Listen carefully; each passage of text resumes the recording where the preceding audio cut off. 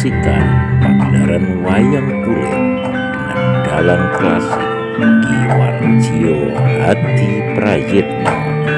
Sekali lagi, yuk saksikan hanya di channel Ki Warjio Channel.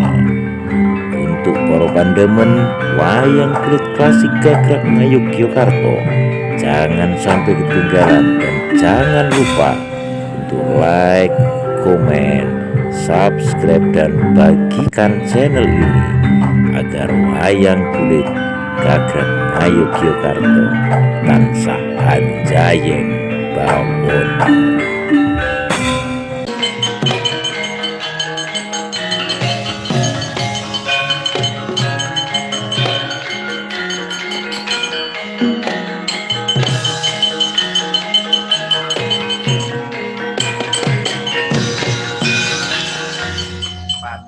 Haryo Sengguni kula nggih pargian pungkasan niti preksa Taman Bathara Kawarsa. Sae menapa boten niki, Pak? Yuk. Lah kok malah kepara langkung sae tinimbang negari Ngastina menika. Wah.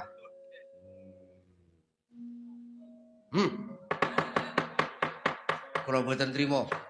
Bathara Kawarsa langkung endah tinimbang negari Ngastina. Paman Haryo Sengguni kersanipun nanging yen kula menika boten mriksani rerengganing Taman Bathara Kawarsa, tentu kula dipun suraki para kadang raja dikira kula panasten kalih para Pandhawa. Nanging menika dene-denipun sae sanget menika. Ngastina menika kawon kalian Bathara Kawarsa. Wah, napa nggih?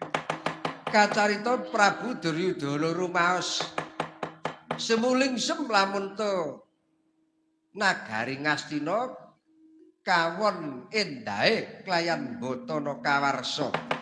Anggenipun mriksani namung kinarya payu-payu eling-eling Prabu Duryudana ingkang kadurungan watak rumaos panasten dhateng para Pandhawa. Mriksani Jarambah, mriksani Blumbang kaya diwalik pandelengane satemah bawur pamawase. Ingkang dawuhipun gedhah lan blumbangan dikira Jarambah, sing Jarambah dipun kinten blumbangan.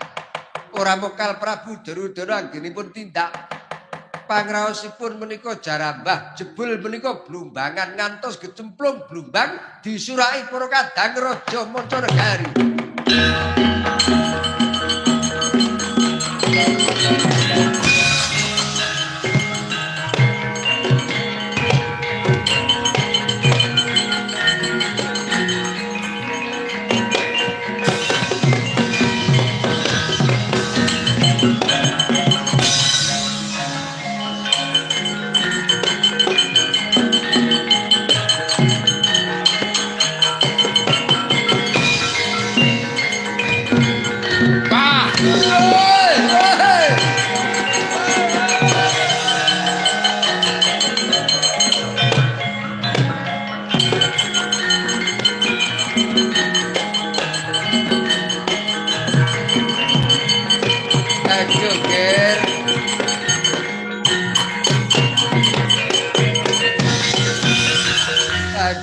Kulaturi engket nggih panjenengan menika wau dos pundi Paman Haryo kula gawur pamawas kula mergi kula rumaos meri jebul Bathara Kawarsa langkung endah ingkang kula kinten Jarambah blumbangan ingkang kula kinten blumbangan jebul Jarambah ngantos kula gejegluk kori kecemplung blumbang disuraki para kadang raja isin kula Pak.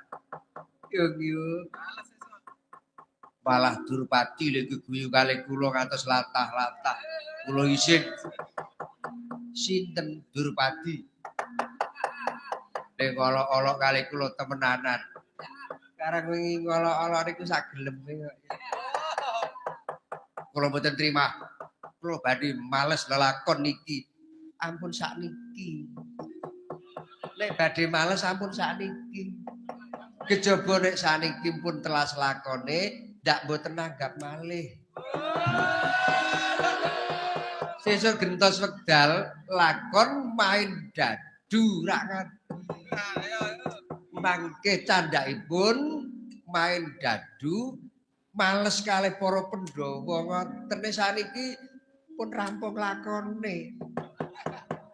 Pun sakniki kundur mawon ten Ngastina genti dina dipenggalih ingkang wening estu man. Yen Ngastina tesih wonten sengkune ampun kuwatir. Mangke kula sing dadi pujanggane main dadu. Nek nganti Pandhawa mboten nganti korat karet dadi sengkuni. Ala-ala iki putra ratu saking Gendara tekan Ngastina nek ora duwe keluwihan alah dine lirabining pathuk. Nek nganti ora duwe keruwihan arep duwe bekakas sapa ngoten lho. Oh nggih, Paman. Yen ngaten gentos wekdal dipenggalih ning tenan main dadu tentu Pandhawa mangke dados lare gwangan Kurawa saged unggul panjenengan males hukum kalih Drupadi niku nggih, Pak.